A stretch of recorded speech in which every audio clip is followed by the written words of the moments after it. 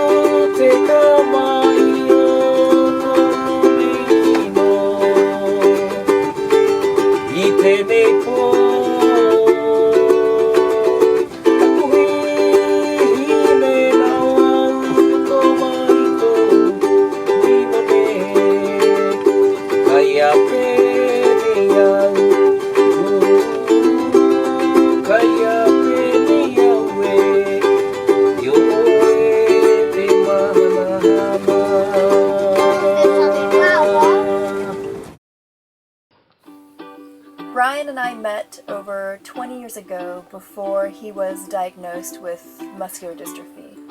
And ever since we met, our lives have revolved around the ocean. Finally, I proposed, and she said yes, and we got married in 2008. We got married in 2008.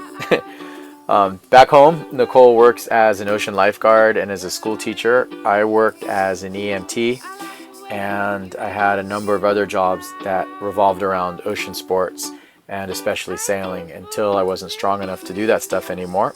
We got Naoma and decided to sail across the Pacific. And that's our story. I think he just grew on me. Like a fungus? Yeah, kind of like a fungus. And then I just couldn't get rid of him. And then next thing you know, it's 20 years later and we're in French Polynesia. It took us just over 3 weeks to cross from Mexico to the Marquesas Islands. Our friend Aline joined us, who was awesome. From a sailing point of view, the trip was pretty routine.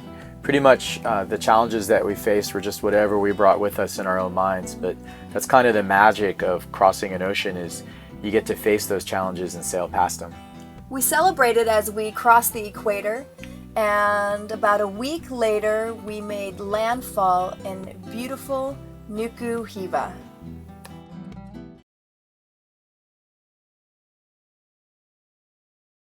Yes, I was. It was a night watch and it was pretty rough. Ryan came down, it was my turn, we were switching, and I remember him saying, "It's kind of wild out there, good luck, have fun." I wasn't afraid of the wind, but the sea state was at least 3 meters, so about 10 feet, and you could just see from in the moonlight just the wave coming at your port quarter. He's usually at the port quarter, and then just this white little foamy stuff at the very top, and I just remember always screeching like, "Ah!" And then everybody down below, "Nicole, are you okay?" And I'm, sorry, I'm good. I'm scared because I didn't want to get knocked down again, and I didn't want to get knocked down when I was outside the cabin. I didn't want to be hanging on the wheel, getting full of water, so that's...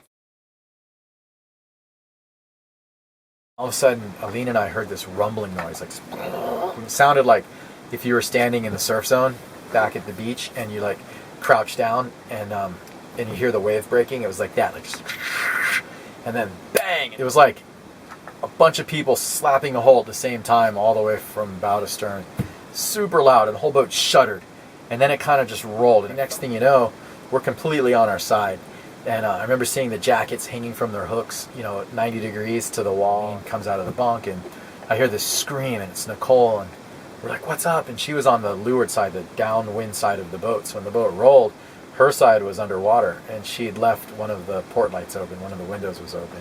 It which is she broke the rule and she got caught, and water just poured in and doused her. She was asleep, so suddenly she wakes up and she's underwater, and that kind of concerned her. So the boat righted herself really quickly, and the monitor wind vane got us right back on course, which was amazing. So after making sure everybody was okay, I ran up on deck, and the cockpit was completely flooded. It drained quickly, but it was flooded all the way up, so the engine instruments shorted out. And you know, it's kind of alarming seeing that amount of water inside the boat.